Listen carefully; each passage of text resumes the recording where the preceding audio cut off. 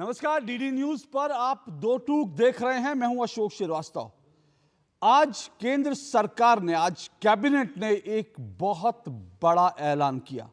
हालांकि इसका ऐलान तो कल गृह मंत्री कर चुके थे जब उन्होंने मोदी सरकार के 100 दिन के कंप्लीट होने पर एक प्रेस कॉन्फ्रेंस की। लेकिन आज कैबिनेट ने, केंद्रीय मंत्रिमंडल ने एक देश एक चुनाव का जो प्रस्ताव है उस पर मोहर लगा दी।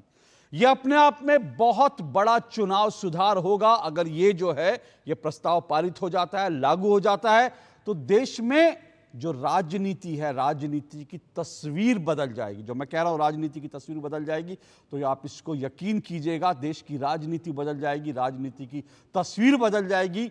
देश में जो चुनाव हम देखते हैं, हर कुछ दिनों में चुनाव हो रहे हैं। जैसे अभी भी हम देख रहे हैं कि इस वक्त जो है जम्मू कश्मीर में, हरियाणा में चुनाव हो रहे हैं। तो देश में चुनाव जो होते हैं, लगातार जो चुनाव होते हैं, उसको लेकर एक बड़ा बदलाव देश में दिखेगा। एक देश एक चुनाव, इसके मायने ये हैं कि तमाम लोकसभा की सीटों के लिए और साथ साथ देश की सभी विधानसभाओं के चुनाव एक साथ होंगे। मैं कह रहा हूं ये अपने आप में बहुत बड़ा प्रशासनिक सुधार है, बहुत बड़ा चुनाव सुधार है। कुछ लोग ये मान रहे थे, कुछ लोग एक दावा कर रहे थे कि प्रधानमंत्री नरेंद्र मोदी इस बार अपने तीसरे टर्म में कोई बड़ा फैसला नहीं कर पाएंगे। ऐसा इसलिए कहा जा रहा था क्योंकि यह कहा जा रहा था कि नरेंद्र मोदी को इस बार, तीसरी बार जो है पूर्ण बहुमत की सरकार नहीं है, वो अपने सहयोगियों के साथ है, इसलिए नरेंद्र मोदी कोई बड़ा फैसला नहीं ले पाएंगे। लेकिन नरेंद्र मोदी ने अपने तमाम विरोधियों को, अपने तमाम आलोचकों को एक बार फिर गलत साबित कर दिया, क्योंकि आज कैबिनेट ने बहुत बड़ा ऐलान किया है। आप ये भी अच्छी तरह से जानते हैं कि इसको लेकर रामनाथ कोविंद, भारत के पूर्व राष्ट्रपति, उनकी अध्यक्षता में, उनके नेतृत्व में एक कमेटी बनी थी। कमेटी ने 191 दिन तक जो है इसके ऊपर विचार विमर्श किया, सभी स्टेक होल्डर्स के साथ, तमाम पॉलिटिकल पार्टियों के साथ, नेताओं के साथ, संविधान विशेषज्ञों के साथ एक लंबा संवाद किया और उसके बाद एक रिपोर्ट तैयार की। और आज उस रिपोर्ट के आधार पर, उस रिपोर्ट को स्वीकारते हुए केंद्र सरकार ने एक बड़ा ऐलान कर दिया। लेकिन सरकार के इस ऐलान से जिन पॉलिटिकल पार्टियों ने, जिन राजनीतिक दलों ने, जिन नेताओं ने, ये जब पूरी प्रक्रिया चल रही थी, उन्होंने भी, ऐसी कई पॉलिटिकल पार्टियां, कांग्रेस के नेतृत्व में ऐसे कई दल हैं जिन्होंने इसका विरोध किया। विरोध के कारण उनके अपने अपने हैं। किसी को लगता है ये फीजिबल नहीं है, ये होगा कैसे, ये तो संभव ही नहीं है। किसी को लगता है अगर ऐसा हो गया तो फिर पूरे देश में एक ही पार्टी जो है वो सरकार में आएगी, तमाम विधानसभाओं में और केंद्र सरकार में एक ही पार्टी की सरकार आएगी, क्योंकि हवा अगर चलेगी तो फिर एक पार्टी की चलेगी, तो फिर हमारी जो राजनीति है उसका क्या होगा। अलग अलग कारणों से कई पॉलिटिकल पार्टियों ने, कांग्रेस और उनकी सहयोगी कई पार्टियों ने इसका विरोध किया था। वो पॉलिटिकल पार्टियां आज परेशान हैं, हैरान हैं, तनाव में हैं, क्योंकि उनको लगता है अगर ऐसा हुआ तो फिर उनकी राजनीति कहीं खत्म ना हो जाए। लेकिन मैं फिर कह रहा हूं, ये अपने आप में बहुत बड़ा चुनाव सुधार का मामला है, प्रशासनिक बहुत बड़े सुधार का मामला है। इसको हमें राजनीति से ऊपर उठकर देखना चाहिए।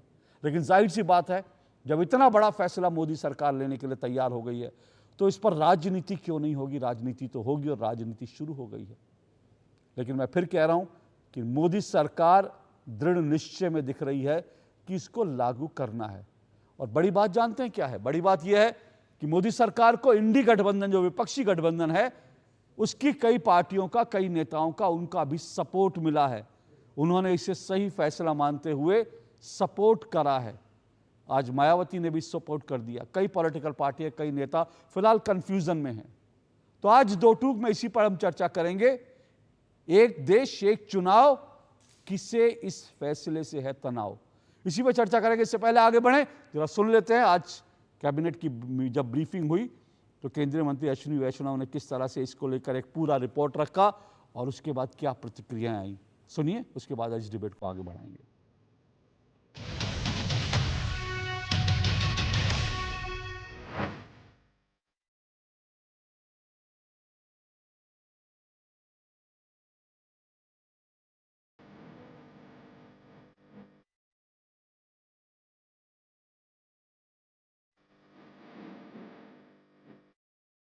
बहुत सारा खर्चा होता है इलेक्शंस के कारण, वो न हो। बहुत सारा लॉ एंड ऑर्डर और क्रिमिनल जस्टिस सिस्टम जो बाधित हो जाता है, because policeman are totally deployed in maintaining the election law and order.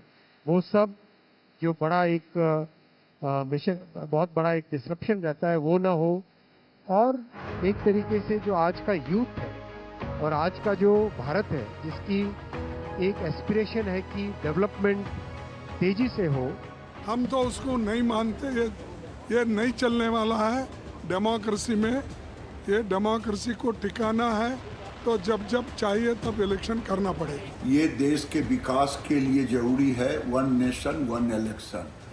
देश के लॉ एंड ऑर्डर के लिए जरूरी है, क्योंकि 2-3 महीने सारे फोर्स वहाँ लग जाते हैं।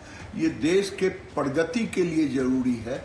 और 1967 के पहले तो खड़गे बताएं ना, राहुल बताएं कि एक देश एक इलेक्शन होता था कि नहीं होता था? उसमें कौन सा नुकसान था? क्यों नहीं नेहरू उस समय इसको रोक दिया था? ये लोग देश के दुश्मन हैं, इसी तरह से बात करते हैं। कॉन्स्टिट्यूशन का बेसिक स्ट्रक्चर का हिस्सा है। आप एक लेजिस्लेचर का एक टाइम है। अब तेलंगाना का इलेक्शन होगा 28 में, पार्लियामेंट का इलेक्शन होगा 29 में, अब महाराष्ट्र का इलेक्शन होगा अभी नवंबर में, 5 साल के बाद होगा, 29 में होगा, बिहार का इलेक्शन होगा बाद में होगा। आप कैसे सबको उसका टाइम कैसे खत्म करेंगे? आप होते कौन है टाइम खत्म करने वाले? ये चुनाव देश की प्रगति में बाधक थे। ये चुनाव जनता के दूरगामी हित में लिए जाने वाले बड़े फैसलों में बाधक थे। मैं तो एक नागरिक के नाते बहुत प्रसन्न हूं। प्रधानमंत्री नरेंद्र मोदी जी को दिल से बधाई देता हूं, हृदय से बधाई देता हूं, उनका अभिनंदन करता हूं। ऐसा बड़ा फैसला उनके नेतृत्व में ही हो सकता था। और सभी राजनीतिक दलों से अपील करता हूं, इसमें राजनीति ना करें। डाइग्रेशन में ये लोग माहिर लोग हैं कि कैसे मौलिक चीजों से ध्यान हटाया जाए। आज इस देश को रोजगार चाहिए।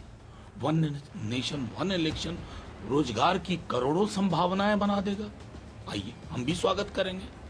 कुल मिला करके ये सारी चीजें कोशिश होती हैं कि जो एक फेडरल कैरेक्टर है, जो एक संघ, हमारे भारतीय संघ की एक आत्मा रही है, उस विविधता को नष्ट करने के लिए आप कोशिश कर रहे हैं। आप खत्म हो जाएंगे, विविधता बरकरार रहेगी। हमारे इनिशियल कॉन्स्टिट्यूशन के अंदर जब देश आज़ाद हुआ था, उसके बाद से elections one nation one election ही होता था। तो हमारे जो इनिशियल कॉन्स्टिट्यूशन मेकर्स ने एनविसाज किया था, वो इस देश में एक ऐसी प्रणाली एनविसाज करी थी जो बाबा साहेब भीमराव अंबेडकर के संविधान ने एनविसाज किया था, जिसमें एक साथ में चुनाव होना चाहिए था, जिससे जनता के पैसे बचे। प्रधानमंत्री नरेंद्र मोदी जी ने 2024 चुनाव के पहले भी और 2019 के जस्ट बाद भी ये कई बार जिक्र किया है कि जनता के भले के लिए चुनाव साथ में होने चाहिए।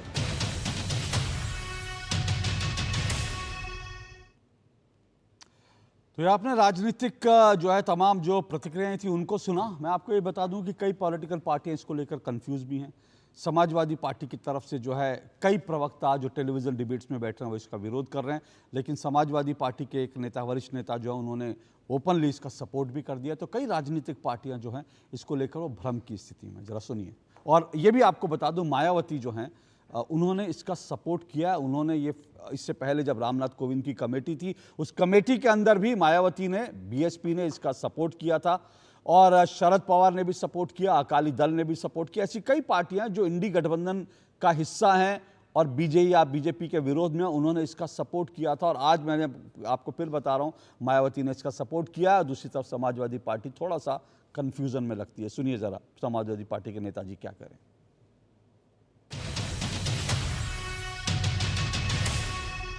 वन नेशन वन इलेक्शन को लागू करने से पहले सभी विपक्षी पार्टियों को और सभी प्रदेश के मुख्यमंत्री या पूर्व मुख्यमंत्रियों की एक बैठक आहूत होनी चाहिए। हम लोग वैसे चाहते हैं कि देश में लोकसभा और विधानसभा के चुनाव साथ में हों।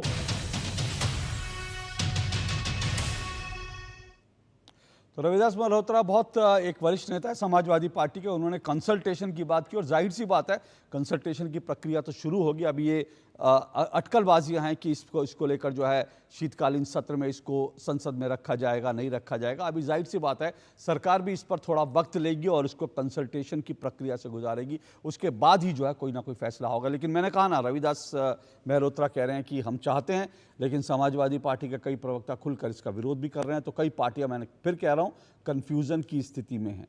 इसी को लेकर आज की चर्चा, आज की डिबेट करेंगे। मेरे साथ आज जो है 4 मेहमान जुड़ेंगे। फिलहाल मुझे जानकारी दी गई है 3 मेहमान मेरे साथ जुड़ चुके हैं। मेरे साथ चारू प्रज्ञा जुड़ चुकी हैं, बीजेपी की प्रवक्ता हैं चारू प्रज्ञा। मेरे साथ अशोक यादव जुड़े हैं, समाजवादी पार्टी के प्रवक्ता हैं अशोक यादव जी।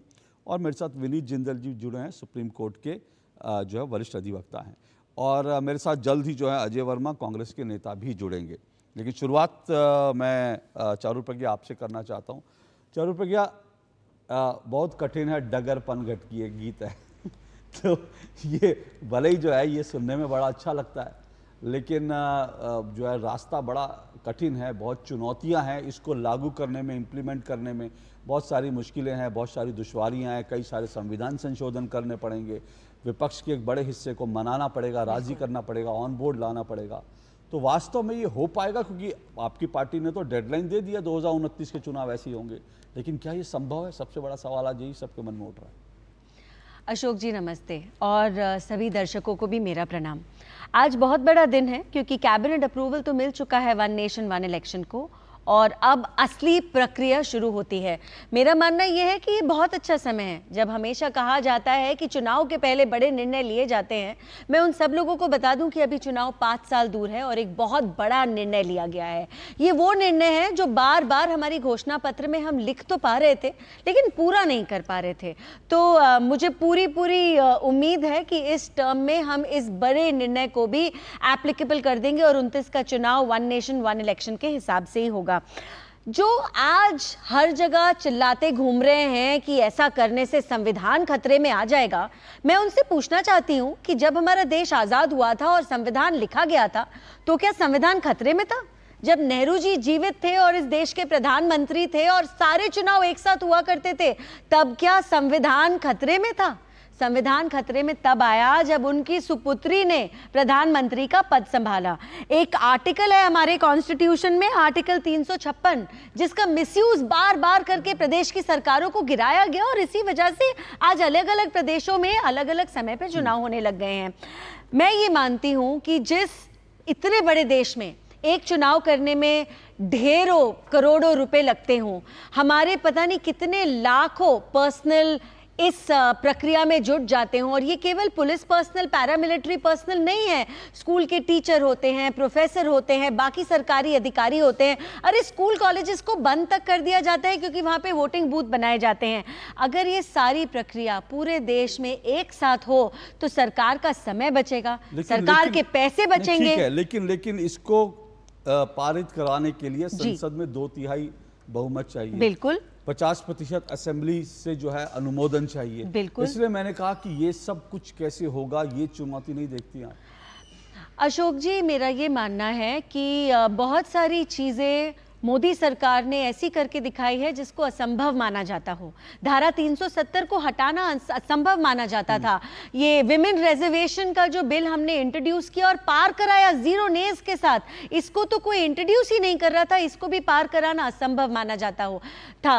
अब आज हमारे सामने एक और चुनौती है, और ऐसा नहीं है दूसरी चुनौतियों पे हम खरे नहीं उतरे हैं। जैसे वो सारे बिल हमने पार कराए और एक लॉ बना, मुझे पूरी उम्मीद है ये वाला भी बिल हम पार कराएंगे और ये लॉ बनेगा, क्योंकि ये देश हित में है। ओके, वैसे ये भी बता दूं, चारू प्रज्ञा जो कह रही थी संविधान का जिक्र करते हुए, इसमें कोई दो राय नहीं। जो आज़ादी के बाद जब पहला चुनाव हुआ था 1952 में, तो फिर पूरे देश में एक साथ चुनाव हुआ था 1952, 57, 62, 67, 4 चुनाव एक साथ हुए थे। और जो चारू जी ने कहा, दरअसल कांग्रेस में जब इंदिरा गांधी आई और कुछ सरकारें विपक्ष की आ गई थी, तब इंदिरा जी ने विपक्ष की सरकारों को गिराने का सिलसिला शुरू किया था और उसके कारण एक देश एक चुनाव की परंपरा टूट गई। बोलिए चारू जी। जी, मैं एक बात और कहना चाहती हूँ। एक विपक्ष भ्रम फैला रहा है कि छोटी राजनीतिक पार्टियों का नुकसान हो जाएगा। तो मैं दर्शकों को ये याद दिलाना चाहती हूँ कि हर साल हमारे देश में लोकसभा चुनाव के साथ 4 प्रदेशों में चुनाव होते हैं। एक है उड़ीसा। उड़ीसा में पहली बार भारतीय जनता पार्टी की सरकार बनी है। अब तक एक रीजनल पार्टी की ही सरकार बनती आ रही थी। एक है आंध्र प्रदेश। आंध्र प्रदेश में भी एक रीजनल पार्टी है जो सबसे बड़ी है और बार बार सरकार बनाती है। एक है सिक्किम। सिक्किम में भी एक रीजनल पार्टी है। तो ये सब झूठ फैलाने की बातें हैं कि छोटी पार्टियां खत्म हो जाएंगी। और हमारे देश की जनता बहुत समझदार है, हमारी इलेक्टोरेट बहुत समझदार है। उन्हें पता है प्रदेश चुनाव में किसके लिए उन्हें वोट करना है और राष्ट्रीय चुनाव में लोकसभा में उनको किसके लिए वोट करना है। ओके, ठीक है। अजय वर्मा तो अभी नहीं जुड़े। अशोक यादव जी, मैं आपसे सबसे पहला मैं यही से जानना चाहता हूं, आखिर समाजवादी पार्टी का ऑफिशियल रुख इस पूरे मसले पर क्या है? क्योंकि वो क्लैरिटी नहीं है, अभी तक किसी को समझ नहीं आ रहा। कोई नेता कुछ बोल रहा है, कोई नेता कुछ बोल रहा है।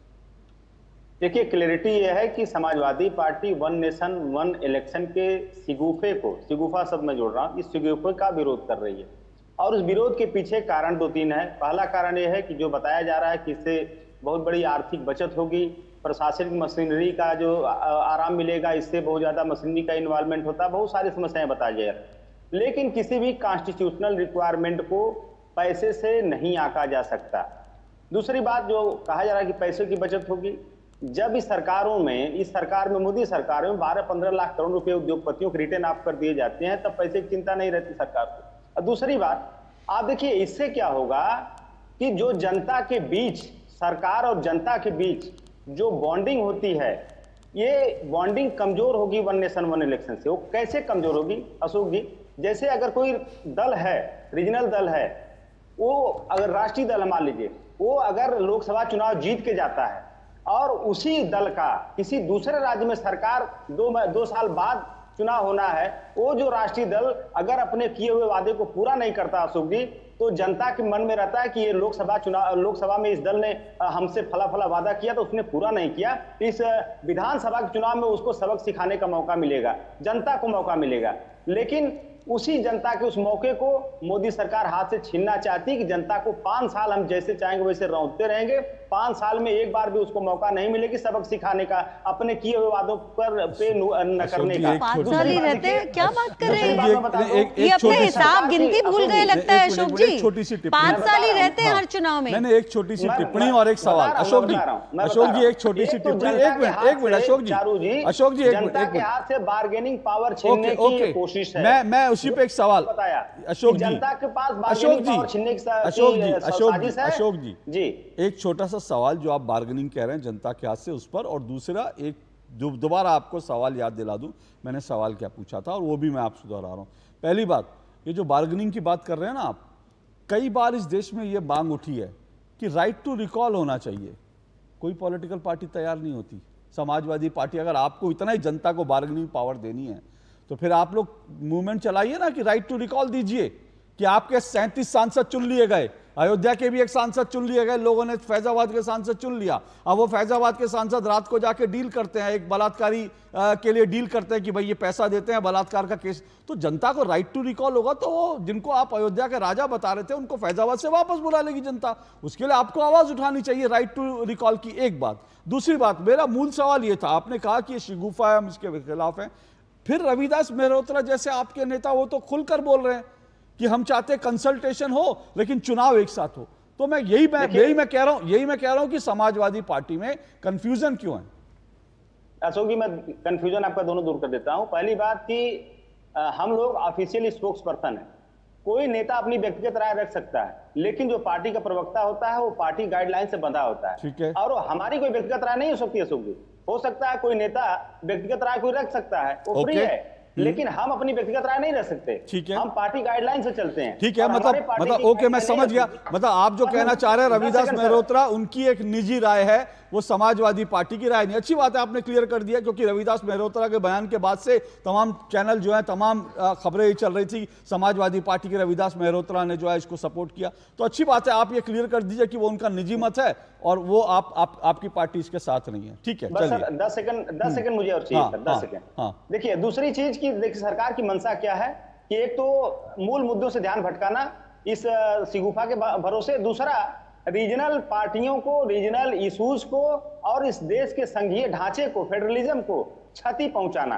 अगर इस तरह का सरकार का रवैया है, जो वो रवैया के हिसाब से नहीं चाहते हैं कि कोई अगर झारखंड में बैठा हुआ जो जनता है, उत्तर प्रदेश में बैठी हुई जनता है, उसका कोई राष्ट्रीय मुद्दे से तो ठीक है ताल्लुकात है, लेकिन उसके जो रीजनल इश्यूज हैं अशोक जी, जो उसकी स्थानीय समस्याएं हैं, उन समस्याओं को लेकर के वो कैसे अपनी जो सरकार चुनेगा? वो एक साथ अगर चुनाव हो जाता है लोकसभा, ठीक है, आपने चुनाव एक साथ हो जाते हैं, ओके, आपने कहा तो फिर उसको 5 साल बाद मौका मिलेगा। ठीक है, आपने कहा संघीय ढांचे को इससे नुकसान पहुंचेगा, मुझे इस पर डिबेट करने में, लेकिन मैं एक बात बताऊं, मैंने अभी आप जो मेरे डिबेट में कह रहे हैं और उसके पहले मैं मनोज झा को भी सुन रहा था, ये थोड़ा सा एक जो है ना नई अच्छी लाइनें अगर आप बोलेंगे तो थोड़ा सुनकर अच्छा लगेगा। आप लोग जब एक घिसी पिटी लाइन बोलते हैं ना कि भाई मुद्दों से, मूल मुद्दों से ध्यान हटाने के लिए तो मुझे लगता है आप लोग बस कुछ कहने के लिए बचा नहीं है। मनोज झा भी यही कह रहे थे, अरे मूल मुद्दे, हर वक्त मूल मुद्दे, अरे मूल मुद्दों को लेकर तो आप लोग हमेशा लड़ते हो और हर बार चुनाव में आप पिटते हो मूल मुद्दे उठा के, और फिर भी आप कहते हो मूल मुद्दों से ध्यान। तो थोड़ा सा अच्छा बोला करिए, नया बोला करिए, व्यूअर को भी लगे कि आप लोग कुछ नया बोल रहे हैं, कुछ बढ़िया बोल रहे हैं। चारू जी रिस्पॉन्ड कीजिए। अजय वर्मा जी जुड़ चुके हैं, कांग्रेस के नेता मेरे साथ। मैं अजय जी आपके पास आ रहा हूँ। धन्यवाद। समाजवादी पार्टी के प्रवक्ता को मैं याद दिलाना चाहूंगी कि ये जो रीजनल पार्टीज की बार बार बात कर रहे हैं, मुझे बताइए ना, दिल्ली में प्रदेश की सरकार किसकी है और सांसद कौन चुनकर आते हैं? आम आदमी पार्टी प्रदेश में है और सांसद भारतीय जनता पार्टी के चुने जाते हैं। और यही सत्य है उड़ीसा के लिए। उड़ीसा में अब तक भारतीय जनता पार्टी की कभी सरकार नहीं बनी थी, ना आंध्रा में बनी, ना सिक्किम में बनी। मुझे लगता है हम क्या बोल रहे हैं आप सुन ही नहीं रहे हैं। जनता समझदार है, अगर हमारी समझ में कमी है वो जनता के सर पे हम ना थोपे। जनता को खूब पता है कि उन्हें किस मुद्दे पर किस पार्टी को कहां वोट देना है। Local government, state government, national government, वो बहुत समझदारी से चुनते हैं और बार बार हर प्रदेश में हमको ये दिखाया गया है, समझाया गया है कि हमसे ज्यादा जनता को पता है। इसमें कोई दो राय नहीं। मैं अजय वर्मा जी आपके पास आ रहा हूं, लेकिन इसमें कोई दो राय नहीं कि जनता को हम जो है हल्के में ना आके, क्योंकि आप देखिए ना, अभी दिल्ली में देखिए विधानसभा चुनाव होते थे, जब कभी हुए हैं आम आदमी पार्टी थंपिंग मेजोरिटी से। लोकसभा चुनाव से पहले दिल्ली में एमसीडी का चुनाव हुआ, बीजेपी को एमसीडी में आम आदमी पार्टी ने बुरी तरह से हरा दिया। लेकिन लोकसभा चुनाव जब हुआ तो आम आदमी पार्टी और कांग्रेस एक साथ थे, लेकिन दिल्ली की एक लोकसभा सीट भी आम आदमी पार्टी नहीं जीती, जिसको विधानसभा में भारी बहुमत मिलता है, जो एमसीडी में जीती। तो इसका मतलब जनता देश की, चाहे दिल्ली की हो चाहे वो कहीं की हो, जनता बड़ी समझदार है, उसको मालूम है कहां पर लोकल इलेक्शन में किसको वोट देना है, विधानसभा में किसको वोट देना है, लोकसभा में किसको वोट देना है, वो बड़ी क्लैरिटी है। तो मुझे लगता है ये एक बात तो बड़ी तय है कि राजनीतिक पार्टियों को, नेताओं को जो अपना जो उनका अपना तर्क है या कुतर्क है, वो जनता के सर पे नहीं मरने चाहिए। अजय वर्मा जी आप को क्या लगता है इस फैसले का, ये जो सरकार की तरफ से लिया गया, आपका क्या इस पर मत है और क्या आपको लगता है कि सरकार का इस फैसले को कैसे आप रिएक्ट करेंगे? देखिए, हमारी पार्टी के राष्ट्रीय अध्यक्ष खड़गे जी ने अपना मत व्यक्त कर दिया है और आपके भी चैनल ने चलाया, पूरा देश चला रहा है। अब मैं ये थोड़ा सा आप चर्चा कर रहे हैं तो मैं भी चर्चा करूंगा एक भारत के नागरिक होने के नाते। माननीय प्रधानमंत्री जी ने 2014 में कहा था, मित्रों, one nation one tax. Ashok ji, आज 2024 है, आपकी तो मुझे पता नहीं और औरों की भी नहीं पता, लेकिन मैं जो है सुबह उठते ही घर से जब अपने पूरे उसमें वन नेशन वन टैक्स की थ्योरी समझाता हूं आपको, मैं 40-50 टैक्स कैसे देता हूं। इनकम टैक्स अलग, जीएसटी अलग, वाहन टैक्स अलग, जब कार खरीदो उसका अलग, आरटीओ का टैक्स अलग, दूध डेयरी लेने जाओ तो अलग 12% जीएसटी, कहीं 5%, कहीं 18%, कहीं 28%। तो वो केवल एक जुमला साबित हुआ था देश को बहकाने के लिए। उसी जुमलों में जब साहब ने कहा था कि 2 करोड़ नौकरी देंगे, 15 लाख रुपए खाते में आएंगे, अमीर गरीब जो है बराबरी के दर्जे पे, गरीब जो है अमीर हो जाएगा, चप्पल वाले जहाज में जाएंगे। तो ये तो हुआ नहीं, चप्पल वालों की चप्पल छिन गई, नौकरी वालों की नौकरी चली गई, छोटी फैक्ट्री वालों की फैक्ट्री बंद हो गई। तो ऐसे ही अब ये साहब ने कहा है कि वन नेशन वन इलेक्शन, और इसका एक प्रोसीजर के तहत कोविंद साहब को इन्होंने, अब इनका ये एक एक्चुअली में टोटल प्लानिंग पॉलिटिकल विंडेटा है, चुनावी एजेंडा है। क्यों है? मुद्दों से आज बम्पर वोटिंग हुई है जम्मू कश्मीर की पोलिंग की, बम्पर वोटिंग हुई है, ठीक है। मैं वहां के वोटरों का धन्यवाद अदा करना चाहूंगा। सरकार किसी की भी बने, लेकिन जो वहां के आंकड़े और सूचनाएं आ रही हैं कि बम्पर वोटिंग में कांग्रेस और गठबंधन की सरकार बनने जा रही है। इधर हरियाणा में हम बहुमत से जीतने जा रहे हैं, उधर महाराष्ट्र में जीतने जा रहे हैं, और झारखंड में अनुमान है। तो अब साहब परेशान है कि मुद्दों से भटकाया जाए और संघ के ऊपर अटैक करा जाए, किसी तरह से संघीय ढांचे को तोड़फोड़ करी जाए, जैसे पहले अक्सर आपने देखा गया है। रहा सवाल खर्चे की, मैं भाजपा की प्रवक्ता मेरे साथ एक दूसरे चैनल पे थी, कहने लगी थी कि 60,000 करोड़ रुपए का खर्चा बचेगा। मैं इन्हें बताना चाहता हूं कि जो मित्रों को 16 लाख करोड़ रुपए आपने माफ कर दिए हैं उनके डेप्स अकाउंट्स में बैंकों वाले, उसमें से 60,000 करोड़ घटा लीजिए और पैसा जनता को दे दीजिए, तो 20, 25, 30 साल चुनाव कराने का कोई खर्चा चुनाव आयोग को, सरकार को जरूरत नहीं पड़ेगी। हालांकि वो हमारे टैक्स का या आपके टैक्स का पैसा गया है अशोक जी, बैंकों से जो गया है। आज बैंक में अगर मेरी तरफ 10-20 हजार की किस्त हो जाए, आपकी तरफ हो जाए, हमारी की तरफ, तो बैंक वाले फोन, मैसेज, चिट्ठी और ये और कौन से एक्ट का भरोसा दे देते हैं। लेकिन 4-4 हजार, 10-10 हजार करोड़ और 20-20 हजार करोड़ वालों को नहीं छोड़ते। तो वन नेशन वन इलेक्शन पे मैं आखिर में बताना चाहता हूं, यही दिक्कत है सर। आखिर में आप मैंने सवाल वन नेशन वन इलेक्शन में पूछा था, अब आखिर में आप वन नेशन वन इलेक्शन है। बाकी आप पिछले 4.5 मिनट से आप दुनिया भर का ज्ञान दे रहे हैं, लेकिन मैंने भी कहा ठीक है आप आए तो आपको बोलने का मौका मिलना चाहिए। लेकिन दिक्कत यही है, जो सवाल पूछा जाए उस पर आप लोग ने, ज्ञान अंत में आप लोगों का निकलता है जब समय खत्म हो जाता है। चलिए बोल लीजिए अशोक जी। ये देखिए, कुछ चीजें आप हमारे बड़े भाई हैं, कुछ चीजें आपसे ही सीखी जाती हैं। आप शुरू से लेके कहानी पूरी सुनाते हैं। अरे सर, अगर आप मेरे से सीखे होते तो फिर जो है आज आप कहते हैं कि वन नेशन वन इलेक्शन जो है वो बड़ा बढ़िया कदम है। मेरे से आप सीखते ही तो नहीं सर, दिक्कत तो यही है सर। तो मैं फाइनल कर रहा हूँ, स्टाइल कुछ लोगों से सीख लेनी चाहिए, उनमें से एक आप भी हैं। हम सीख रहे हैं, अच्छी चीजें कहीं से भी ली जा सकती हैं। तो मैं ये बता रहा हूँ आपसे कि वन नेशन वन इलेक्शन में हमारी पार्टी का जो स्टैंड है, हमारे नेताओं का जो स्टैंड है और आम जनता का, और हम आम जनता के साथ हैं, वो बिल्कुल नहीं चाहते। वो भाजपा का बोगस एजेंडा है। आम जनता की आप बात कर रहे हैं, मतलब वो किस आधार पे आपको लगता है आम जनता? क्योंकि अभी आम जनता को ले आए तो मुझे नहीं पता कि आम जनता, मैं तो बल्कि ये कह रहा हूं कि मेरे पास देखिए लिस्ट है, मैं 1 मिनट बताता हूं, सुनिए सर।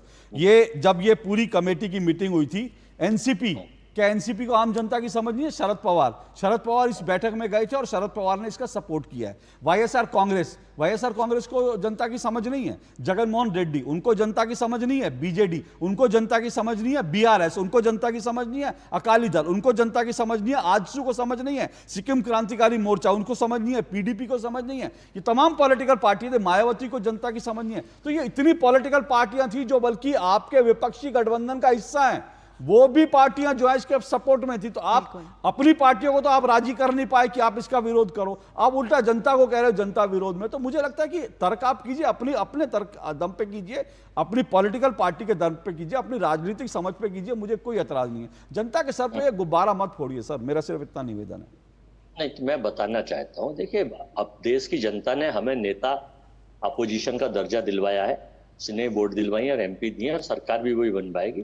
तो जनता नहीं चाहती, जैसे जनता नोटबंदी नहीं चाहती थी। क्या फिर वही कह रहा हूं सर, आप एक ऐसा विषय बार बार छेड़ रहे हैं जिसमें मैं कह रहा हूं जिसका आपके पास कोई प्रमाण नहीं है, जिसका आपके पास कोई प्रमाण नहीं है, कोई आधार नहीं है। आपको तो 99 सीटें मिली ना, आपको तो 99 सीटें मिली। आप 99 सीटें मिलने के बाद कह सकते हैं कि हमको यह मैंडेट मिला कि हम विरोध करें, हम इसको तो 240 वाला जिसके पास जो है कुल मिला के 300 का सपोर्ट है, वो तो कह रहे हैं ना कि हम तो लाएंगे क्योंकि हमें जनता का सपोर्ट है। 236 का सपोर्ट है, तो 236 का सपोर्ट भी देश की आधी जनता होती है, 236 का सपोर्ट है। अरे तो आधी जनता, आधी से ज्यादा का सपोर्ट उनके पास है ना। डेमोक्रेसी में समझते हैं ना आप सर, डेमोक्रेसी में अगर एक वोट भी हो जाए ना तो सरकार हो जाती है, एक वोट भी हो जाए तो उनका बहुमत हो जाता है। तो डेमोक्रेसी में, सुनिए सर मैं क्या कह रहा हूं अजय वर्मा जी, डेमोक्रेसी में बहुमत आपके साथ नहीं है, इसलिए आप जनता के नाम पे गुब्बारा मत फोड़िए। मेरा सिर्फ इतना कहना, आप अपने तर्क दीजिए, उस पर हम डिबेट करेंगे, मुझे कोई दिक्कत नहीं है, लेकिन जनता का नाम लेकर गुब्बारा मत फोड़िए। चारू जी रिस्पॉन्ड कीजिए, फिर मैं विनीत जी के पास आऊंगा।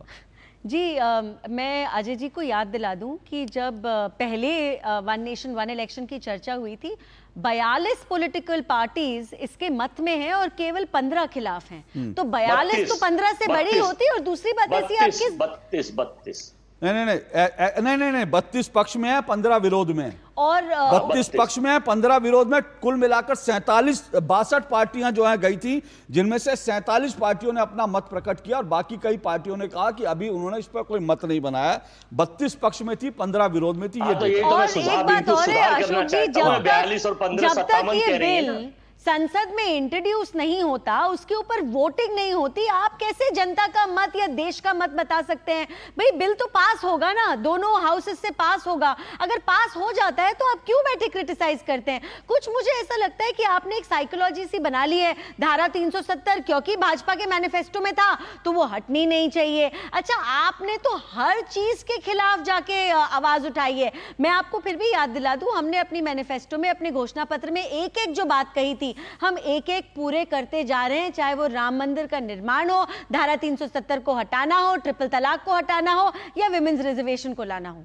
ओके, चलिए एक छोटा सा मैं ब्रेक ले रहा हूं। ब्रेक के बाद विनीत जिंदल जी के पास आऊंगा, क्योंकि एक जो बात कही जा रही है वो ये है कि ये जो फेडरल सिस्टम है देश का, उसके खिलाफ है। मुझे नहीं मालूम, फिर कह रहा हूं कि फेडरल सिस्टम 1951 से 1967 तक जो है फेडरल सिस्टम को कौन सा खतरा था। फेडरल सिस्टम को खतरा तब आया था जब 67 के बाद इंदिरा जी ने विपक्ष की सरकारों को बर्खास्त करना शुरू किया था। तब होता है जब आप विपक्ष की चुनी हुई सरकारों को बर्खास्त करते हैं, फेडरल सिस्टम के खतरा तब आता है। लेकिन आज ये किस आधार पर कहा जा रहा है, मैं इस पर आऊंगा विनीत जिंदल जी के पास इस छोटे से ब्रेक के बाद। आपके घर के खाने में रेस्टोरेंट जैसा स्वाद ले आए MDH का शाही पनीर मसाला। पनीर को क्या मस्त बना डाला।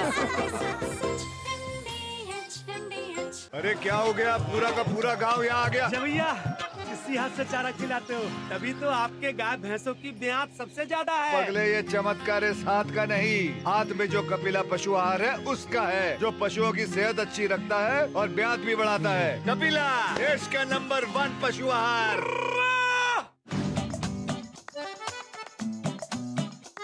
ये डाउट बहुत ही अमेजिंग चीज है, काम आसान कर देती है।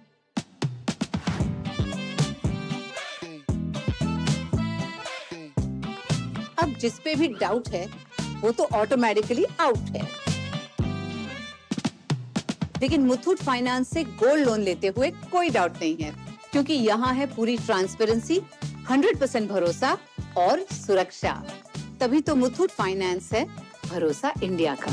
मुथूट फाइनेंस, इंडिया का number 1 most trusted financial services brand. तो गोल्ड लोन लेने के लिए कॉल करें 1-800-313-1212। बात जब पीढ़ियों के लिए बनने वाले घर की हो तो जिम्मेदारी बड़ी हो जाती है। गैलेंट समझता है ये जिम्मेदारी। अब डबल M रिब्स के साथ गैलेंट एडवांस TMT रीबार, निर्माण का रियल हीरो। एक ऐसा तबका जो रिटायरमेंट के बारे में आज भी बिल्कुल नहीं सोचता, वो है औरतें। औरतें कमा के भी वल्नरेबल हैं। सो NPS एक इक्वालिटी ला रहा है, हम सब एक बराबर प्लेटफॉर्म पे हैं। अपने बेहतर कल को सुनिश्चित करने के लिए NPS जरूरी है। बेटियां घर की रौनक हैं। बेटियां घर संवारती हैं। बेटियां पीढ़ियां सजाती हैं। बेटियां घर की बुनियाद कहलाती हैं। बेटियों को सलाम करता है मोंगिया स्टील, स्टील का बादशाह। गोल्डी मसाले के 100 ग्राम के स्पेशल पैक्स में फ्रेशनेस लॉक है। ऐसे गोल्डी मसाले जहां जाएं रिश्ते बनाए। दो टुक आप देख रहे हैं एक देश एक चुनाव, और इस योजना से किसे तनाव, विपक्ष में क्यों है तनाव, विपक्ष में क्यों इसको लेकर के जो विरोध कर रहे हैं और क्या आधार है, इन सब पे आप चर्चा करें, क्योंकि ये मोदी सरकार, मोदी 3.0 का अब तक का सबसे बड़ा फैसला है कि 2029 से एक देश एक चुनाव जो है उसको लागू करने की सरकार ने ऐलान किया है। हालांकि इसमें कई अभी दुश्वारियां भी हैं, कई चुनौतियां भी हैं। विपक्ष में मतलब 2/3 का सब बहुमत संसद में जुटाना पड़ेगा, 50% विधानसभाओं का इसमें जो है मोहर लगवानी पड़ेगी, उसके बाद जाके फैसला लागू होगा। लेकिन अगर लागू होगा तो देश में अब तक का सबसे बड़ा चुनाव सुधार और सबसे बड़ा प्रशासनिक सुधार होगा। इसी को लेकर आज हम चर्चा करें। 4 मेहमान मेरे साथ जुड़ रहे हैं। चारू प्रज्ञा बीजेपी से जुड़ी हुई हैं, अजय वर्मा कांग्रेस के नेता हैं, अशोक यादव समाजवादी पार्टी के प्रवक्ता और विनीत जिंदल सुप्रीम कोर्ट के वरिष्ठ अधिवक्ता हैं। विनीत जिंदल जी, बार बार ये कहा जा रहा है कि फेडरल सिस्टम जो है देश का, उसके लिए जो है ये खतरनाक है, ये ठीक नहीं है, एक बात। दूसरी बात ये है कि इसमें जो सुधार करने पड़ेंगे, जो संवैधानिक सुधार करने पड़ेंगे, संविधान में जो संशोधन करने पड़ेंगे, वो क्या आपको लगता है एक बड़ी चुनौती होगी सरकार के लिए? देखिए अशोक जी, सबसे पहले धन्यवाद और सभी सुनने लिसनर्स को भी मेरा वेलकम। सबसे पहले कहना मेरा ये है कि किस तरह से जो स्ट्रक्चर है कॉन्स्टिट्यूशन का, उसको लेकर कैसे भ्रम जो है पब्लिक में फैलाया जा रहा है विपक्ष द्वारा, ये बहुत इम्पोर्टेंट है। क्योंकि जैसा सभी लोगों ने बार बार बोला कि ऐसा नहीं है कि ये पहली बार है कि वन नेशन वन इलेक्शन की बात हो रही है, कराने की कोशिश हो रही है।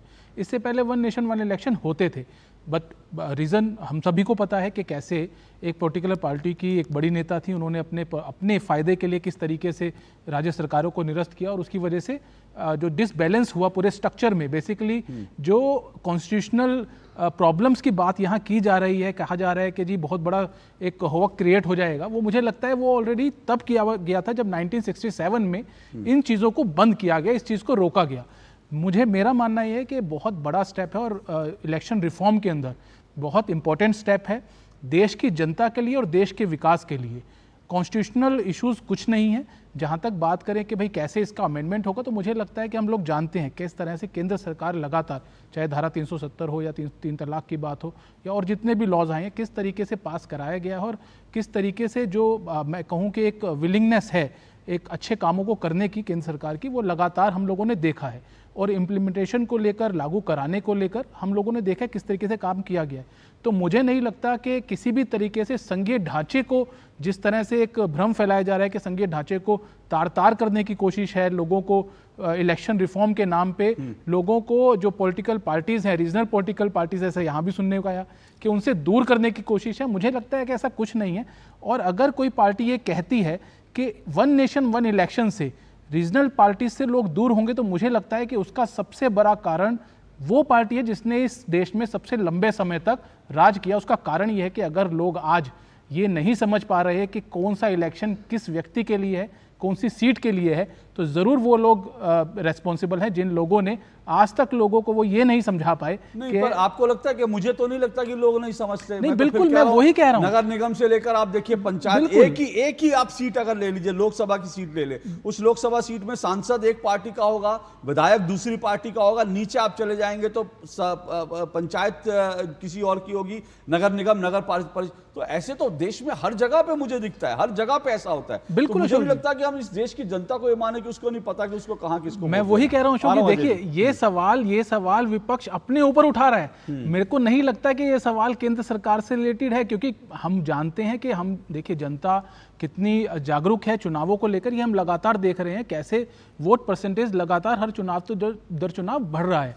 तो ऐसा नहीं है कि कहीं से भी कोई इलेक्शन के कराने को लेकर कोई ऐसी कोई डिफिकल्टी हो। संविधान संशोधन आपको लगता है करने पड़ेंगे सरकार को, और क्योंकि एक चुनौती होगी ना। बिल्कुल बिल्कुल। देखिए सबसे बड़ा मुझे जो यहाँ पे दिक्कत जो मुझे लगती है, जिसको लेकर मेरी भी थोड़ी शंका है, कि राज्य सरकारें जो हैं वो जो 50% जो स्टेट गवर्नमेंट्स को सपोर्ट करने की बात है इस पूरे बिल को, वो मुझे लगता है कहीं ना कहीं एक बहुत बड़ा प्रॉब्लम है। लेकिन मैं फिर कहूँगा कि केंद्र सरकार अगर इस मामले को लेकर इतना आगे गई है, तो कहीं ना कहीं इस चीज़ को ज़रूर देखा गया है कि कैसे केंद्र सरकार या जो राज्य सरकारें हैं या जो राज्य सरकारें आने वाली होंगी, वो लोग कैसे इसको सपोर्ट करेंगे, क्योंकि कहीं ना कहीं जनता के पक्ष की बात जो है वो केंद्र सरकार ने लोगों के सामने रखने की कोशिश की है। हाँ बोलिए अजय वर्मा जी, बोलिए। देखिए अशोक जी, मेरे काबिल मित्र न्यायमूर्ति समान ही होते हैं सुप्रीम कोर्ट के वकील, अभी बता रहे थे कि साहब एलसीवी इलेक्शन, देश जब आजाद हुआ था पंडित जवाहरलाल नेहरू जी ने उस वक्त कोई ऐसा ऑर्डर पास नहीं करा था। होते थे 2 चुनाव, 67 तक हुए, चेंज हुए। आज तो आप एक इंटेंशली 2000, मैं पूछना चाहता हूं एक क्वेश्चन, कि 2014 से लेके 24 तक आप फुल सपोर्ट, फुल मेजोरिटी में जो चाहते थे होता था। तब ये वन नेशन वन इलेक्शन आपके दिमाग में आके इसे लागू क्यों नहीं करा? एक मेरा बड़ा महत्वपूर्ण क्वेश्चन है कि तब क्यों नहीं करा। अब ये 2024 के अभी फर्स्ट उसमें जब आप बिल्कुल दो सपोर्ट, नरेंद्र नायडू और नीतीश, 3 लोगों की सरकार है। वे नरेंद्र के लिए नहीं है, 3 एन की सरकार है। 2 एन जैसे ही टांग खींच लेंगे सारे प्रोजेक्ट आपके धड़ाम हो जाएंगे, तो उन पर डिपेंड है कब तक वो चलाना चाहते हैं। तो अभी ये 2024 में ही इन्होंने इलेक्शन के टाइम, जब हरियाणा के चुनाव हैं और महाराष्ट्र के चुनाव हैं, और देखिए इलेक्शन कमीशन ने महाराष्ट्र के चुनाव से इसका क्या संबंध? मैं एक मिनट में आपसे पूछना चाह रहा हूं, मुझे समझ में नहीं आ रहा कि लोग खड़गे जी भी कह रहे हैं अभी चुनाव है। मैं फिर कह रहा हूं, मेरा सवाल पूरा हो जाए, मेरा सवाल पूरा हो जाए। अगर अभी आप टाइमिंग पे सवाल उठा रहे हैं कि अब तक क्यों नहीं किया, 10 साल में क्यों नहीं किया? 10 साल में कब चुनाव नहीं हुआ? हर 6 महीने में एक चुनाव होते हैं। आज अभी हरियाणा के चुनाव निपट जाएंगे, महाराष्ट्र के चुनाव होंगे, महाराष्ट्र के चुनाव निपट जाएंगे, दिल्ली के चुनाव होंगे, अगले 6 महीना फिर तो भारत में चुनाव तो हर 6 महीने में होते हैं। तो इसको हरियाणा चुनाव से जोड़ने का कोई मतलब ये क्या जवाब में देना चाह रहा हूं। बोलिए। हाँ रुकिए अशोक जी, देखिए, हाँ। सबसे पहले तो मोदी जी के प्रिय माननीय चुनाव आयुक्त जो है, मैं मुख्य चुनाव आयुक्त, उन्होंने पलीता लगाया वन नेशन वन इलेक्शन को। उन्होंने कहा कि नहीं, अभी हम लगाया? केवल चूना, उन्होंने पनीता लगाया, चूना लगाया मोदी जी के इसी विजय को मुख्य चुनाव आयुक्त। अब इलेक्शन कमिश्नर को ये चुनाव आयुक्त महोदय ने, सुन लीजिए, चुनाव आयुक्त ने इसका विरोध किया क्या? नहीं, सुन तो लीजिए कैसे करा है। अरे सुन तो लीजिए, हाँ बोलिए। जब इलेक्शन हो रहे थे अभी, तो उन्होंने हरियाणा के, महाराष्ट्र के और कश्मीर के एक साथ करा के उदाहरण देते कि हम 3 अब करा रहे हैं, फिर वन इलेक्शन वन नेशन कराएंगे। अभी उन्होंने बांट दिया, अभी उनको पलीता लगा दिया कि नहीं, हम पहले महाराष्ट्र के, अभी तक जो है ना, अभी तक आप जो है तर्क कर रहे थे, अच्छी बातें कर रहे थे। अब आप पुराने वाले अजय वर्मा जी हो गए, फिर से कुतर्कों पर आ गए। तो मतलब मुझे लगता है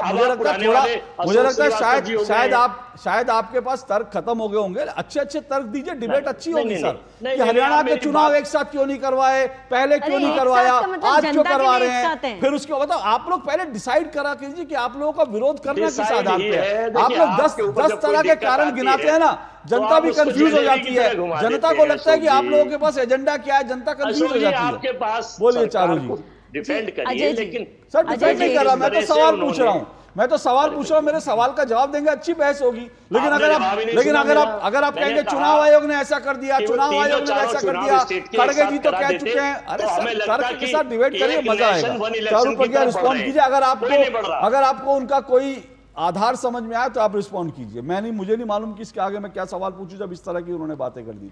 अशोक जी, पहले तो मैं फॉर द रिकॉर्ड ये बता दूं कि चुनाव आयोग मतलब election commission, law commission, NITI Aayog और अभी हमारे फॉर्मर प्रेसिडेंट कोविंद जी के अंडर जो कमीशन बनी है, इन सबका रिकमेंडेशन यही है वन नेशन वन इलेक्शन होना चाहिए। और ये अलग अलग समय पे हुई है, पूरे समय पे भाजपा की सरकार नहीं थी, मैं याद दिला दूं। दूसरी बात, वन नेशन वन इलेक्शन का मतलब ये नहीं है कि एक जादू की आप छड़ी हिलाएंगे और एक साथ पूरे देश में हर एक बूथ पर चुनाव हो जाएंगे। इसका मतलब ये है कि एक जगह की जो जनता है वो एक बार अपना वोट डालने जा पाएगी, जिससे उड़ीसा में जाती है, जैसे सिक्किम में जाती है, जैसे आंध्र प्रदेश में जाती है, जैसे अरुणाचल प्रदेश में जाती है। वहां की जनता ने तो कभी शिकायत नहीं करी। मुझे पता नहीं आप वहां पर जमीन पर गए हैं, कैंपेनिंग करी है नहीं, लेकिन जब आप वहां जाएंगे आपको समझ में आएगा कि जनता को पता है उन्हें कहां किसके लिए कब वोट देना है। एक बात आपको और बताती हूं, अगर हम करीब करीब 1 साल का समय अभी देखें, 1 साल में हमारे देश में कितने चुनाव हुए हैं, मैं आपको गिन के बताती हूं। अशोक जी, आप ये सोचिए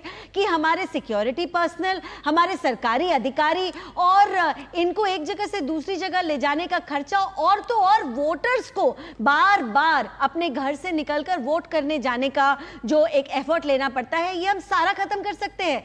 एक बार में अगर एक इंसान वोट डालेगा हर लेवल पर, तो आप ये सोचो वोटर टर्नआउट कितना बढ़ जाएगा। मैं आपको गिनती कराती हूं, नागालैंड, मेघालय, त्रिपुरा, कर्नाटका, मिजोरम, छत्तीसगढ़, मध्य प्रदेश, राजस्थान, तेलंगाना, आंध्र प्रदेश, अरुणाचल प्रदेश, सिक्किम, उड़ीसा। उसके बाद हमारे जनरल चुनाव हुए, 24 के लोकसभा हुए।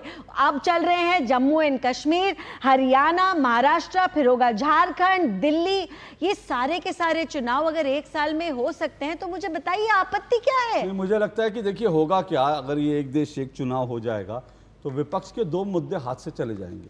एक तो विपक्ष के पास हर बार एक ही बहाना होता है कि क्योंकि चुनाव है इसलिए सरकार ये कर रही है, क्योंकि चुनाव है इसलिए सरकार। अभी इस डिबेट में भी आया, तो अगर 5 साल में एक बार चुनाव होगा ना, तो 5 साल तक विपक्ष जो हर डिबेट में जाके विपक्ष के प्रवक्ता बोलते हैं ना जी चुनाव है इसलिए कर रहे हैं, तो वो मुद्दा हाथ से चला जाएगा। और दूसरा जो चीज है वो ये कि ये जो कहते हैं ना कि मूल मुद्दों से ध्यान बटाने के लिए, वो हाथ से चला जाएगा मूल मुद्दों से, क्योंकि मूल मुद्दों पर ध्यान बटाने की बात है तो मूल मुद्दे तो आप उठाइए ना, 5 साल उठाइए मूल मुद्दे, किसे तकलीफ है।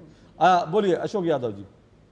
कि मुझे 2-3 बातें रखनी थी। पहली बात जो अभी अजय जी ने कहा, बिल्कुल सही कहा कि जो सरकार, जो चुनाव आयोग एक साथ 4 राज्यों का चुनाव नहीं कराने की सामर्थ्य रखता है, वो पूरा देश का चुनाव एक साथ कैसे कराएगा? ये जेन्युइन मुद्दा उन्होंने उठाया था। अच्छा, दूसरी बात आप ये बताइए, आपको एक एग्जाम्पल मैं दे रहा हूँ। आपने कहा ना कि लोकल इशूज, लोकल जो राज्य सरकारों पर चिंता आप करेंगे, चुनाव आयोग करेगा।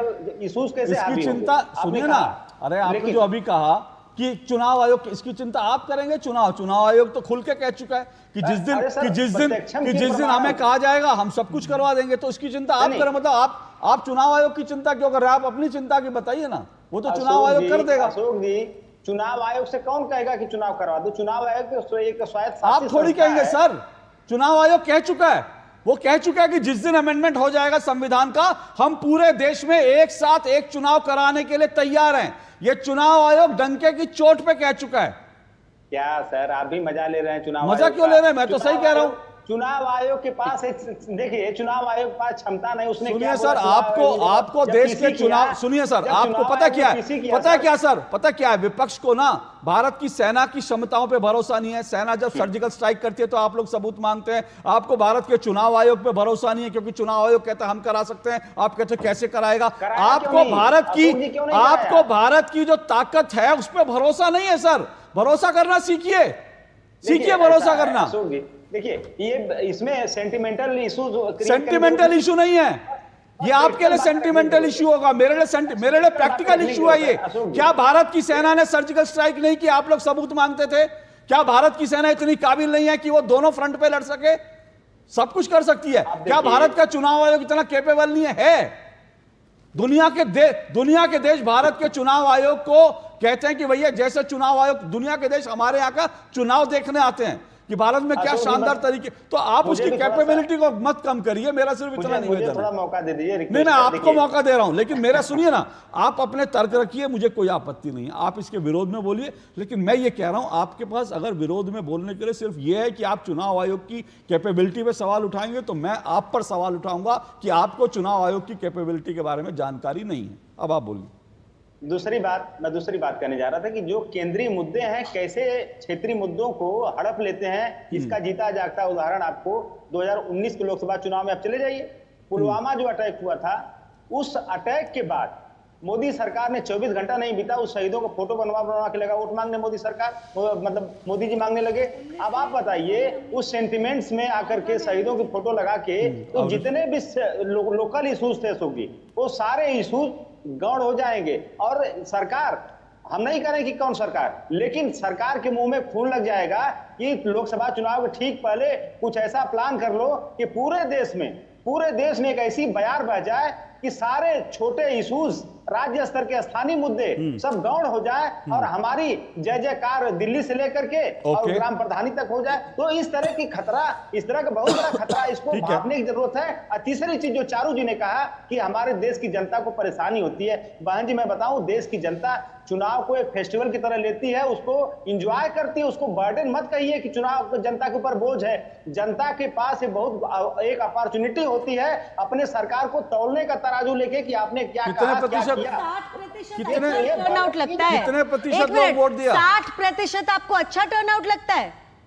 आपको लगता है 60% में आपने रिकॉर्ड कायम कर लिए? परेशानी होती है। अरे सर, मैं तो जनता को परेशानी नहीं होती है। तो जनता को आप कहिए 60% जनता को परेशानी नहीं होती होगी, ठीक है भैया, बार बार वोट डालती है, उसमें कोई दिक्कत नहीं। तो जनता को इस फैसले से भी कोई परेशानी नहीं है। और जनता की बात आप करेंगे ना, फिर मैं कह रहा हूं जनता, क्योंकि मोदी सरकार के जो एजेंडा थे, जो वादे थे, उनमें एक देश एक चुनाव का वादा भी था। तो मुझे नहीं लगता कि जनता को इससे कोई परेशानी होगी। लेकिन आपकी जो आशंका है या आपका जो डर है, वो एक जेन्युइन डर हो सकता है कि मोदी जी एक मुद्दा लेकर आए, एक मास्टर स्ट्रोक आया और विपक्ष सफा है। उस पर मुझे डिबेट करने में कोई एतराज नहीं है, मैं आ जाऊंगा उस पर। एक छोटा सा ब्रेक, उसके बाद आता हूं मैं।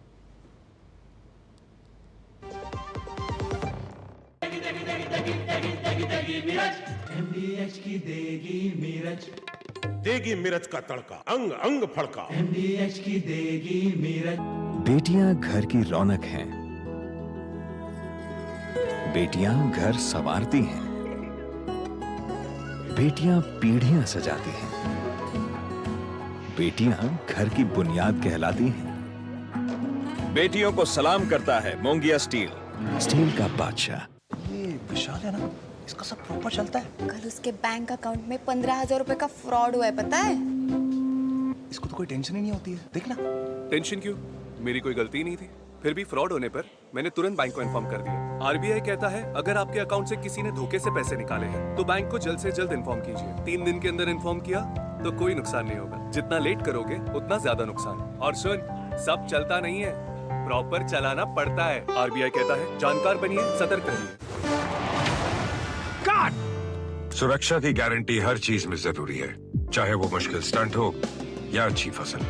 इसलिए ले आइए IIL की ट्रैक्टर ब्रांड का शिनबार, जो देता है सुंडी और ट्रिप से सुरक्षा की गारंटी। बात जब पीढ़ियों के लिए बनने वाले घर की हो तो जिम्मेदारी बड़ी हो जाती है। गैलेंट समझता है ये जिम्मेदारी। अब डबल एम रिब्स के साथ गैलेंट एडवांस TMT रीबार, निर्माण का रियल हीरो। गोल्डी मसाले के 100 ग्राम के स्पेशल पैक्स में फ्रेशनेस, लॉक ऐसे। गोल्डी मसाले, जहां जाएं रिश्ते बनाएं। चलिए, दो टुक आप देख रहे हैं, एक देश एक चुनाव, किससे तनाव, इसी पे चर्चा कर रहे हैं। चारू प्रज्ञा जी, जल्दी से, जो अशोक यादव आशंका जता रहे हो, विपक्ष की एक आशंका है कि भाई मोदी जी कोई एक स्ट्रोक खेलेंगे, मास्टर स्ट्रोक, और विपक्ष का पूरा सफाया हो जाएगा। अभी तो उम्मीद बंधी रहती है कि चलो 1 साल बाद होगा चुनाव तो कोई विधानसभा जीत लेंगे, कहीं जीत जाएंगे, वो सब आप उनकी खत्म करना चाहते हैं, ये चिंता है उनकी? 3 पॉइंट्स हैं अशोक जी। पहले तो जो आज लोकतंत्र की चिंता करके दिखा रहे हैं और कह रहे हैं कि 60% वोटर टर्नआउट बहुत अच्छा है, मैं इन्हें बता दूं कि अब भी 55 करोड़ नागरिक वोट नहीं डाल रहे हैं। अगर ये 55 करोड़ नागरिक वोट डालने लग जाए तो आपको ये बुरा लगता है क्या? 55 करोड़ तो बड़े बड़े देशों की जनसंख्या नहीं होती और इतने लोग अभी वोट नहीं डाल रहे।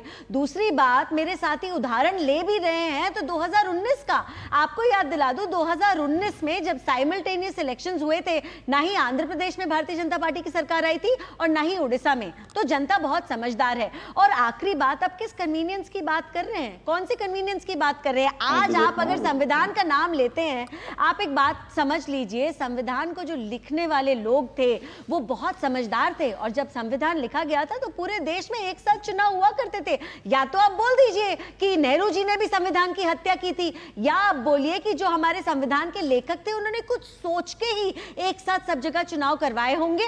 और अगर हम उस प्रक्रिया पे वापस आ जाते हैं तो सबकी सुविधा है, सरकार की सुविधा है, पॉलिटिकल पार्टीज की सुविधा है और वोट डालने वाली जनता की सुविधा है। देखिए, एक चीज़ है, मैं एक बात कहता हूँ, उसके बाद विनीत जी आपके पास आ रहा हूँ, फिर अजय जी आपको मौका दूंगा। जहाँ तक पैसे की बात है, आप कुछ भी कह लीजिए, जो पिछला चुनाव हुआ था उसमें जो एक मोटा अनुमान है 1,35,000 करोड़ रुपए एक लोकसभा चुनाव पे खर्च हुए, क्योंकि सरकार का एक आंकड़ा जो आधिकारिक आंकड़ा होता है वो अलग बात है, लेकिन उसके अलावा पॉलिटिकल पार्टियों में नेताओं के ऊपर जो खर्च होते हैं, प्रचार पर होता है, वो सब चीज़ें जो है 1,35,000 करोड़ एक चुनाव का, और ये विधानसभा चुनाव का अलग है, तो इसमें कोई दो राय नहीं। और दूसरी बात है कि बार बार जो है लोग बार बार चुनाव होते हैं, सरकार को बार बार जब चुनाव होते हैं तो फिर चुनाव आचार संहिता लगती है, आधे काम रुक जाते हैं कि आचार संहिता अभी है नहीं है, ये सब चीज़ें जो हैं मुझे लगता है प्रशासनिक दृष्टि से एक महत्वपूर्ण बात है। लेकिन विनीत जी, मुझे लगता है विपक्ष का डर, विपक्ष की आशंका एक चीज़ की और है, हमको ये नहीं भूलना चाहिए कि अब डिलिमिटेशन भी होगा, जनसंख्या काउंटिंग होनी है, डिलिमिटेशन होना है, महिला जो है वो भी आरक्षण भी आएगा, तो 2029 तक जो है लोकसभा सीटों की संख्या अनुमान जो है वो बढ़कर 750 हो जाएगी। अब विपक्ष को चिंता यही है कि 750 सीटों का चुनाव और डिलिमिटेशन के बाद जो है क्या सिचुएशन होगी, उसको शायद विपक्ष जो है उसमें कई तरह की आशंकाएं देख रहा है। उसको लग रहा है अभी तक तो 3 साल 3 बार मोदी जी थे, अब चौथी बार भी उन्होंने रास्ता साफ कर लिया, इस बार जो है एक देश एक चुनाव, तो फिर विपक्ष कहीं का नहीं बचेगा। क्या ये सब आशंकाएं आपको लगता है कि ये सही हो सकती है? जी बिल्कुल अशोक जी, देखिए आप, ये चीज़ तो हम लोगों को पता है, जब नई संसद का निर्माण हुआ तो उसमें कैसे सीटें थी वो सबको पता था, और ये बात पॉलिटिकल पार्टीज, हम लोगों से ज़्यादा शायद पॉलिटिकल पार्टीज़ को पता है कि ये सीट्स बढ़नी है, और बढ़ने के बाद जो सिनेरियो होगा, देखिए जनता वोट उसको देगी जो डेवलपमेंट का काम करेगा या जो देश के लिए अच्छा सोचेगा।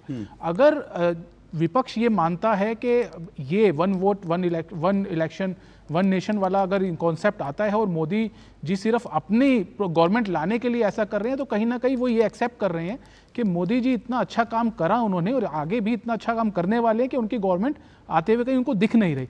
तो मुझे लगता है कि एक तरीके से डिफीट की बात जो है वो यहाँ पे इलेक्शन जो 2029 में होना है, कहीं ना कहीं विपक्ष अभी मान रहा है। दूसरी बात, जो सबसे ज़रूरी बात मुझे जो समझ आती है कि विपक्ष का जो, मैं बहुत सारे नेताओं के जो है ट्वीट्स की बात कीजिए या कमेंट्स की बात कीजिए, कहीं भी एक भी ऐसा मुझे कोई कारण नहीं दिखा जो ये स्पेसिफाई करता हो कि वन नेशन वन इलेक्शन के कॉन्सेप्ट को विरोध किया क्यों जा रहा है।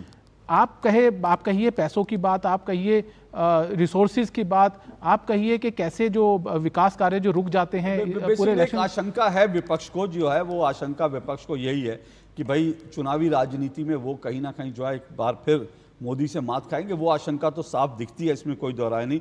लेकिन अजय वर्मा जी, संक्षेप में बहुत जल्दी से मैं शुरुआत, जैसे आपने कहा था कि भाई जम्मू कश्मीर में बड़ी अच्छी वोटिंग हुई और आपको जो खबरें मिल रही हैं कि कांग्रेस एनसीपी जीत रही है, हालांकि आज पीडीपी ने भी इस बात का दावा किया है कि जो खबरें उनको पीडीपी को मिल रही हैं उसमें पीडीपी ने कहा हम जीत रहे हैं, और वो एनसी और जो है के खिलाफ है, बीजेपी के खिलाफ है, कांग्रेस के खिलाफ लड़ रही है पीडीपी। बहरहाल, लेकिन मैंने पीडीपी का जिक्र इसलिए किया क्योंकि आपके गठबंधन की, फिर कह रहा हूं, कई पॉलिटिकल पार्टियां, चाहे वो एनसीपी हो या बाकी दूसरी पार्टियां हो, पीडीपी हो, जो आपके गठबंधन में भी ऐसी कई पार्टियां, मायावती ने भी सपोर्ट कर दिया है, तो आपके लिए इसको रोकना एक चुनौती होगी। आप इसको रोकेंगे कैसे? क्योंकि जनता के बीच में तो बाद में जाने की बात है ना, फिलहाल तो आपको संसद में और जो बाकी जो प्रक्रियाएं होंगी वहां पर आपको सरकार से लड़ना पड़ेगा। क्या स्ट्रैटेजी रहेगी आपकी? देखिए अशोक जी, देश में मैं आपको बताऊं 145 करोड़ की आबादी में 97 करोड़ वोटर था इस बार लोकसभा 2024 चुनाव में, और बीजेपी को 36 पॉइंट कुछ ही तो मत मिला है, बाकी 63 पॉइंट समथिंग 64 पॉइंट तो अदर्स को मिला है। तो 36 पॉइंट पे ये जो इस तरह का काम करते थे वो तानाशाह करते थे, जैसे स्टालिन था, जैसे वोंग था, जैसे सद्दाम थे, जैसे हिटलर महान था, जैसे बेनित मुसोलिन था। तो आपकी लोकशाही आपकी प्रक्रिया लोकतंत्र की है। एक छोटा सा आंकड़ा दीजिए, मनमोहन सिंह जी को कितने प्रतिशत वोट मिले थे 10 साल तक वो सरकार, उनको कितने प्रतिशत वोट मिले थे? तानाशाह थे वो? अपना क्वेश्चन पूरा कर। अरे सर एक बार बताइए तो, जब आप हिसाब कर रहे हैं ना, सुनिए, मैंने क्वेश्चन आपसे कुछ और पूछा था, आप बताने लगे जनता का वोट, तो मैं आपसे आज पूछ रहा हूं, बता दीजिए मनमोहन सिंह को कितना प्रतिशत वोट मिला था? प्रधानमंत्री बने थे, 10 साल तक उन्होंने फैसले लिए देश के, कितने प्रतिशत लोग मनमोहन सिंह के खिलाफ थे, कितने प्रतिशत मनमोहन सिंह के साथ थे? बताइए। मैं और चीज आपको बता दूं अभी। अरे सर, और चीज, फिर आप इधर उधर फिसल गए। कभी आपके नीचे आग होती है, कभी बर्फ होती है, कभी आप उबलते हो, कभी आप फिसलते हो। सर बिना फिसले बताइए, मनमोहन सिंह को कितने प्रतिशत वोट मिले थे? किसी यूनिवर्सिटी के अगर वाइस, देखिए, अरे भैया ये क्लास नहीं चल रही क्या? साहब प्रिंसिपल स्टूडेंट से पूछ रहे हैं, या तो आपको मैं प्रिंसिपल हूँ, आप मैं स्टूडेंट। ये चुनावी सभा भी थोड़ी चल रही है सर, आपका जवाब भी दे दूंगा। ये चुनावी सभा भी थोड़ी चल रही है कि आप आएंगे भाषण दे के चले जाएंगे। अशोक जी सुन लो, अजय जी, गूगल देख के एक मिनट में बता मुझे पता है, अगर ये क्लास है तो मेरे पास आंसर है, मुझे देने दीजिए। नहीं, मैं सिर्फ ये पूछ रहा हूँ, मनमोहन सिंह को कितने प्रतिशत वोट मिले थे? क्या मनमोहन सिंह सरकार के सभी फैसले तानाशाह सरकार के फैसले माने जाएं? क्योंकि मनमोहन सिंह के पास 30% वोट भी नहीं था। नॉट ओनली 30%, मोर देन 70% लोग मनमोहन सिंह की सरकार के खिलाफ वोट डाला था। पूरा ही नहीं सुना अभी मेरा, मैं ये बता रहा हूं आपको कि घर के परिवार में 5 लोग होते हैं, उनके विचार तो मिलते नहीं है। इस हिंदुस्तान में 31 स्टेट्स में 4150 के आसपास विधायक है, 543 एमपी है और 245 सांसद राज्यसभा है। सुनिए, तो आप जो है मोदी जी ने सारे घर को मिला के काम कराया है। नोटबंदी जब आपने थोपी तो देश बर्बाद हुआ। सर मेरा सवाल ये नहीं था सर। सर ओके सर, बोलिए जल्दी से बोलिए, मेरे पास समय नहीं है, 30 सेकंड। मेरा सवाल था, बोलिए। अजय जी, अगर आज आप ये कहते हैं 240 सीटें कम हैं, मैं आपको याद दिला दूं पिछले 3 चुनाव जोड़ के 14, 19 और 24, तब भी आपकी पार्टी कांग्रेस पार्टी के 240 सीटें भी नहीं आई है। तो आप ये समझ लीजिए कि 15 साल से आपको जितनी मैंडेट नहीं मिली, उससे ज्यादा मैंडेट आज मोदी जी के पास है। देखिए, मैं सिर्फ ये कह रहा हूं कि ये कहना तानाशाही वाला फैसला है, ये कहना कि थोपने वाला, देखिए ये तो आप डेमोक्रेसी है ना, डेमोक्रेसी में तो आपको मानना पड़ेगा।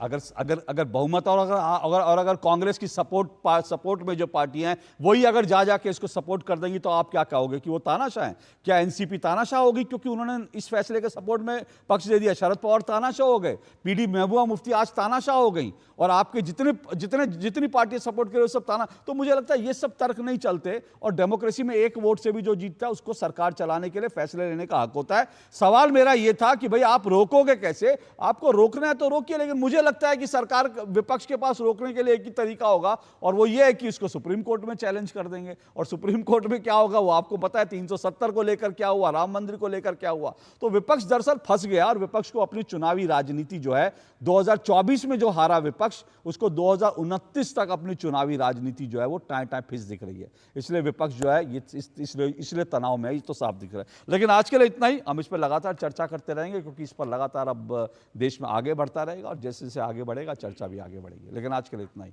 नमस्कार।